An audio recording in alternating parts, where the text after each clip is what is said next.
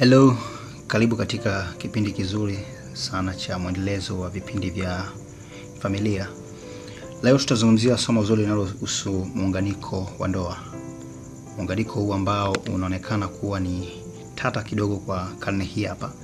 Lakini ndani ya muunganiko huu tutazungumzia vitu vinne. Kipengele cha kwanza kitakuwa ni kuacha, kuambatana, kufanya agano, na kipengele cha mwisho ni kuwa mwili mmoja. Sasa katika kipindi hiki cha leo tutazungumzia tu kipengele kimoja cha kuacha. Iko hivi, mwanadamu anakuwa na mahusiano ya aina mbili.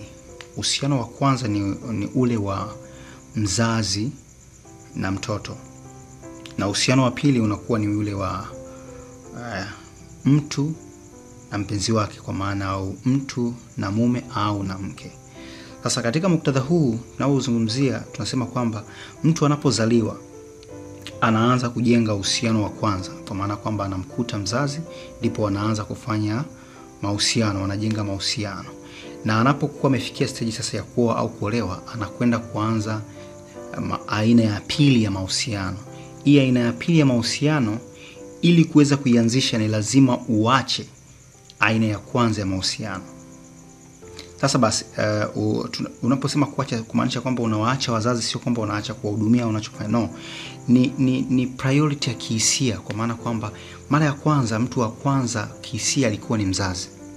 Na sasa hivi unapokwenda kuanza mahusiano na mtu, mume au mke, priority, una shift priority kutoka kwa mzazi kwenda kwa mpenzi wako au mkeo au mmeo, kwa maana kwamba sasa unaacha hisia za awali, unachukua hisia za pili kwa kuungana na huyu mtu ili kuenda kuanzisha mahusiano ya pili.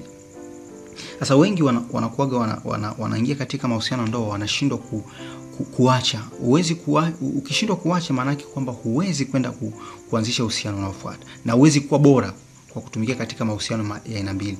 Maana yake ni kwamba mzazi atakuwa second chance na atahudumiwa kulingana na stahiki zake kama mzazi, lakini ni lazima kwanza mahusiano yanakuwa ni namba moja, kwa maana ya mahusiano ya ndoa au mahusiano ya mapenzi, kwa maana kwamba huyu mtu ambaye ni partner wako ndiye anakuwa ni wa kwanza kwa kila kitu unachokifanya. Ukiamka asubuhi, mtu wa kwanza kumsalimia ni yeye, mtu wa kwanza kumjulia hali ni yeye, mtu umepata kitu unataka kupeleka zawadi ni yeye.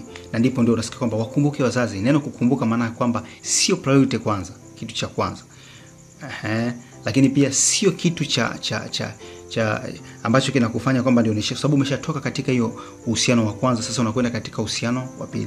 Kwa ni lazima uache, uweke mahusiano mbele ya kwako wewe pamoja na mume wako au na mke wako. Natumai katika kipindi cha leo umejifunza kitu kwa dakika chache.